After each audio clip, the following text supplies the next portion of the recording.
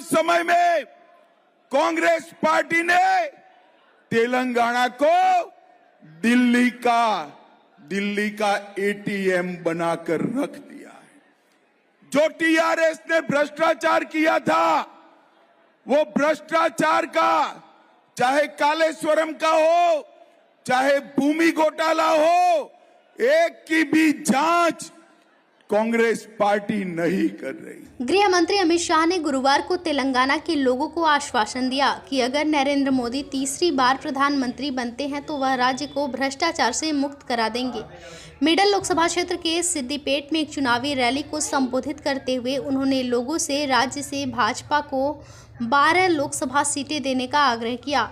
तेलंगाना की सभी 17 लोकसभा सीटों पर 13 मई को मतदान होने जा रहा है। शाह ने कहा कि तेलंगाना के लोग पीएम मोदी के साथ हैं। लोगों ने तय कर लिया है कि हर सीट पर कमल खिलेगा। अमित शाह ने यह आरोप लगाते हुए कहा कि राज्य सरकार ने बहुत कम समय में तेलंगाना को दिल्ली का एटीएम बना दिया है। उन्होंने दावा किया कि अगर केंद्र में भाजपा की सरकार होती है तो राज्य का व्यापक विकास संभव होता है। शाह ने कांग्रेस पर आरोप लगाया कि कांग्रेस और बीआरएस आपस में मिले हुए हैं। उन्होंने कहा, चाहे कालेश्वरम हो या भूमि घोटाला, कांग्रेस ने बीआरएस सरकार द्वारा किए गए भ्रष्टाचार की जांच नहीं की है। उन्होंने यह भी आरोप लगाया कि कांग्रेस और बीआरएस दोनों 17 सितंबर को तेलंगाना मुक्ति दिवस के रूप में नहीं मनाते हैं क्योंकि वे एमआईएम से डरते हैं। शाह ने कहा कि बीजेपी ने तेलंगाना मुक्ति दिवस मनाने का फैसला किया क्योंकि पार्टी मजलिस से नहीं डरती। शाह ने यह भी कहा कि भाजपा तेलंगाना में मुस्लिम आरक्षण को भी खत्म कर देगी और इसे एससी, एसटी और ओबीसी को देगी।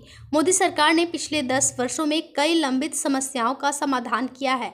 कांग्रेस और बीआरएस राम मंदिर का निर्माण नहीं चाहते थे। उन्होंने कहा कि 5 साल में पीएम मोदी ने केस जीता, मंदिर की आधारशिला रखी और इसका उद्घाटन किया। अनुच्छेद 370 को हटाकर पीएम मोदी ने कश्मीर को हमेशा के लिए भारत में शामिल कर लिया। अमित शाह के संबोधन के दौरान मेडक से भाजपा उम्मीदवार एम रघुनंदन राव, एटला राजेंद्र और पार्टी के अन्य नेता भी मौजूद थे। समय में कांग्रेस पार्टी ने तेलंगाना को दिल्ली का एटीएम बनाकर रख दिया है। जो टीआरएस ने भ्रष्टाचार किया था, वो भ्रष्टाचार का, चाहे कालेश्वरम का हो, चाहे भूमि घोटाला हो, एक की भी जांच कांग्रेस पार्टी नहीं कर रही। टीआरएस और कांग्रेस पार्टी दोनों मिले हुए हैं।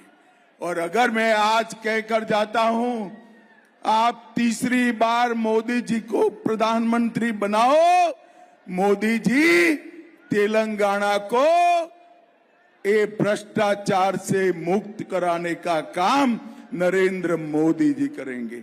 भाई और बहनों, मुझे बताओ कि यहां पर तेलंगाना विमोचन दिन मनाना चाहिए या नहीं मनाना चाहिए? जोर से बोलो, मनाना चाहिए या नहीं मनाना चाहिए? ये टीआरएस और कांग्रेस पार्टी दोनों तेलंगाना विमोचन दिन इसलिए नहीं मनाते हैं कि वो मजलिस से डरते हैं।